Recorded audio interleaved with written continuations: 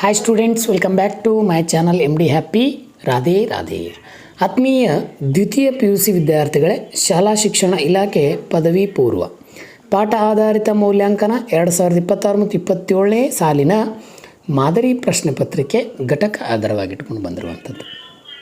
ವಿಷಯ ಶಿಕ್ಷಣಶಾಸ್ತ್ರ, ಘಟಕ 1 ಭಾವರೂಪಣ ಮತ್ತು ಚಿಂತನೆ. ಈ ಒಂದು ಘಟಕದ ಮೇಲೆ ಕೇಳಿರುವಂಥ ಒಂದು ಘಟಕ ಪರೀಕ್ಷೆ.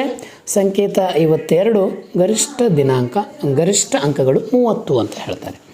ಸೊ ಈ ಅಧ್ಯಾಯ ಮೇಲೆ ನಾವು ನೋಡ್ತಾ ಹೋದಾಗ, ನೀವು ಯಾರು ಸೆಕೆಂಡ್ PUC ವಿದ್ಯಾರ್ಥಿಗಳೇ, ಇಲ್ಲಿ ಪ್ರಮುಖವಾಗಿ ಮಂಡಳಿ ಬಿಟ್ಟುವಂಥ ಒಂದು ಮಾದರಿ ಪ್ರಶ್ನೆ ಪತ್ರಿಕೆಯನ್ನು ಗಮನಿಸ್ತಾ ನೋಡ್ತಾ ಹೋದಾಗ, ಇಲ್ಲಿ 1ನೇ ಅಧ್ಯಾಯಕ್ಕೆ ಪಟ್ಟಂಥ ಯಾವೆಲ್ಲ ಕ್ವಶನ್ಗಳು ಬಂದಿವೆ ಎಂಬುದನ್ನು ಇಲ್ಲಿ ಗಮನಿಸ್ತಾ ಹೋಗಿ. 2 ವಿಭಾಗ ಇದೆ. ಇಲ್ಲಿ ಬಾಹ್ಯ ಪ್ರಚೋದನೆಗಳನ್ನು ದೇಹ ಮತ್ತು ಮೆದುಳಿಗೆ ತಲುಪಿಸುವ ಅಮೂರ್ತ ಪ್ರಕ್ರಿಯೆ ಯಾವುದು ಅಂತ ಕೇಳಿದ್ದಾರೆ. ಸೊ ಹಾಗಾಗಿ ಚಿಂತನೆ, ಸಂವೇದನೆ, ಭಾವರೂಪಣ, ಪ್ರತ್ಯಕ್ಷ ಅನುಭವ ಅಂತ ಕೇಳ್ತಾರೆ. ಸೊ ಕೊಟ್ಟಂಥ 4 ಆಯ್ಕೆಗಳು ಯಾವುದು ಉತ್ತರ ಅಂತ ಹೇಳಿ ನನಗೆ ಕಮೆಂಟ್ ಮೂಲಕ ತಿಳಿಸಿ. ಅದರ ಜೊತೆಗೆ ನನ್ನೊಂದು ಸಣ್ಣ ರಿಕ್ವೆಸ್ಟ್ ಏನಪ್ಪ ಅಂತಂದರೆ, ನಮ್ಮ ಚಾನಲ್ ಇನ್ನೂ ಯಾರು ಸಬ್ಸ್ಕ್ರೈಬ್ ಆಗಿಲ್ಲ, ದಯವಿಟ್ಟು ನಮ್ಮ ಚಾನಲ್ ಸಬ್ಸ್ಕ್ರೈಬ್ ಮಾಡ್ಕೊಳ್ಳಿ ಅಂತ ಹೇಳ್ತೀನಿ. ವಿಡಿಯೋ ಲೈಕ್ ಆದರೆ ನಿಮ್ಮ ಸ್ನೇಹಿತರುಗಳಿಗೆ ಶೇರ್ ಮಾಡಿ ಅಂತ ಹೇಳ್ತೀನಿ. ಸೆಕೆಂಡ್ ಒನ್, ಆರ್ಕಿಮಿಡೀಸ್ನಿಗೆ ಸ್ನಾಯು ಅಥವಾ ಸ್ನಾನ ಗೃಹದಲ್ಲಿ ಸಮಸ್ಯೆಗೆ ಪರಿಹಾರ ಸಿಕ್ಕಾಗ ಯುರೇಕಾ ಎಂದು ಹೊರಬಂದದ್ದು ಸೃಜನಾತ್ಮಕ ಚಿಂತನೆ ಯಾವ ಹಂತವಾಗಿದೆ ಅಂತ ಕ್ವಶನ್ ಕೇಳಿದ್ದಾರೆ. ಸಿದ್ಧತಾ ಹಂತ, ಸುಪ್ತತೆ ಹಂತ, ಅಂತಃ ಸ್ಮರಣೆಯ ಹಂತ, ಪರಿಶೀಲನಾ ಹಂತ ಅಂಥೇಳಿ. ಈ ಕೆಳಗಿನ ಪ್ರಶ್ನೆಗಳಿಗೆ ಕೊಟ್ಟಿರುವ ಅವನ ಸೂಕ್ತವಂಥ ಉತ್ತರವನ್ನು ಆರಿಸಿ ಬಿಟ್ಟಸ್ತ್ರ ತುಂಬಿರಿ. 3 ಅಂಕ ಈ ಒಂದು ವಿಭಾಗದ ಮೇಲೆ ಕೊಟ್ಟಿದ್ದಾರೆ.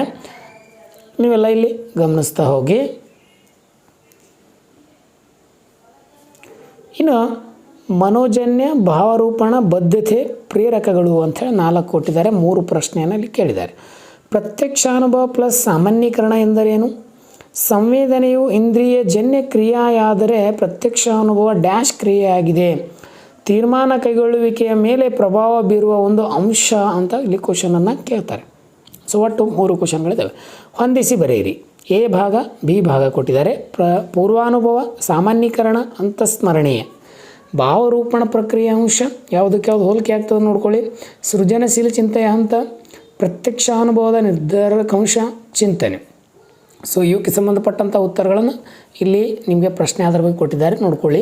ಇನ್ನು ನೆಕ್ಸ್ಟು 1 ಅಂಕದ ಪ್ರಶ್ನೆಯನ್ನೇ ನೋಡಿ. ಈ ಕೆಳಗಿನ ಪ್ರತಿಯೊಂದಕ್ಕೂ ಒಂದು ಪದ ಅಥವಾ ಒಂದು ವಾಕ್ಯದಲ್ಲಿ ಉತ್ತರಿಸಿ ಅಂತ ಕೊಟ್ಟಿದ್ದಾರೆ. ಭಾವರೂಪಣ ಅರ್ಥವೇನು, ಸೃಜನಾತ್ಮಕ ಚಿಂತನೆ ಅರ್ಥವೇನು ಅಂತೇಳಿ 2 ಕ್ವಶನನ್ನು ಕೊಟ್ಟಿದ್ದಾರೆ. ಸೊ ಬರುವಂಥದ್ದು ಇಂಪಾರ್ಟೆಂಟು, ನೆನಪಿರಲಿ. ವಿಭಾಗ ಬಿಯನ್ನು ಗಮನಿಸಿ. ಈ ಕೆಳಗಿನ ಯಾವುದಾದ್ರೂ 5 ಪ್ರಶ್ನೆಗಳಿಗೆ ಪ್ರತಿಯೊಂದಕ್ಕೆ 2-3 ವಾಕ್ಯದಲ್ಲಿ ಉತ್ತರಿಸಿ ಅಂತ ಕೊಡ್ತಾರೆ. 10 ಅಂದರೆ 5 ಅಂಕ ಅಂತಂದರೆ 2 ಅಂಕದ 5 ಪ್ರಶ್ನೆಗಳಲ್ಲಿ ಕೊಟ್ಟಿದ್ದಾರೆ.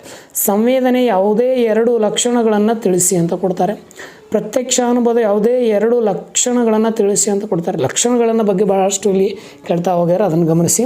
ಪ್ರತ್ಯಕ್ಷ ಅನುಭವದ ಯಾವುದೇ 2 ನಿರ್ಧಾರಕ ಅಂಶಗಳನ್ನು ತಿಳಿಸಿ ಅಂತ ಕೊಡ್ತಾರೆ.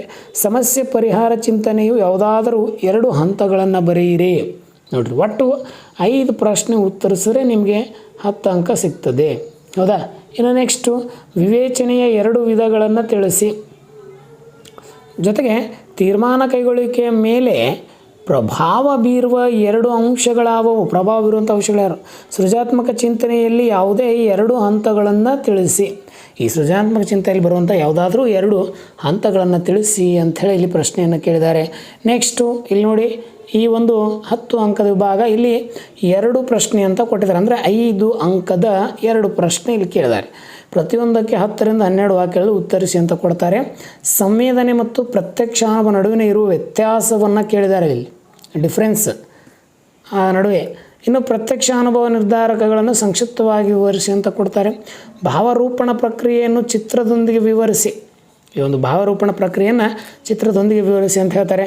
ಸಮಸ್ಯಾ ಪರಿಹಾರದ ಚಿಂತನೆಯ ಮೇಲೆ ಪ್ರಭಾವ ಬೀರುವ ಅಂಶಗಳನ್ನು ಯಾವುವು ಅಂಥೇಳಿ ವಿವರಿಸಿ ಅಂತ ಕೊಡ್ತಾರೆ.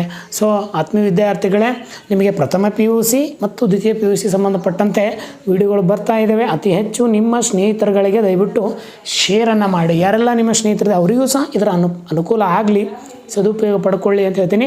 ಅದರ ಜೊತೆಗೆ ನಮ್ಮ ಟೆಲಿಗ್ರಾಮ್ ಗ್ರೂಪ್ ಇದೆ, ಲಿಂಕ್ ವಿಡಿಯೋ ಡಿಸ್ಕ್ರಿಪ್ಷನ್ ಇದೆ. ದಯವಿಟ್ಟು ಟೆಲಿಗ್ರಾಮ್ ಗ್ರೂಪಿಗೆ ಜಾಯ್ನ್ ಆಗಿ, ಅಲ್ಲಿ PDF ಬಿಡ್ತಾ ಇರ್ತೀನಿ, ಡೌನ್ಲೋಡ್ ಮಾಡ್ಕೊಳ್ಳಿ ಅಂತ ಹೇಳ್ತಾ ಈ ವಿಡಿಯೋನ ಇಲ್ಲಿ ಕೊನೆಗೊಳಿಸ್ತೀನಿ. ಸೊ ಎಲ್ರಿಗೂ ಧನ್ಯವಾದಗಳು. ರಾಧೆ ರಾಧೇಯ.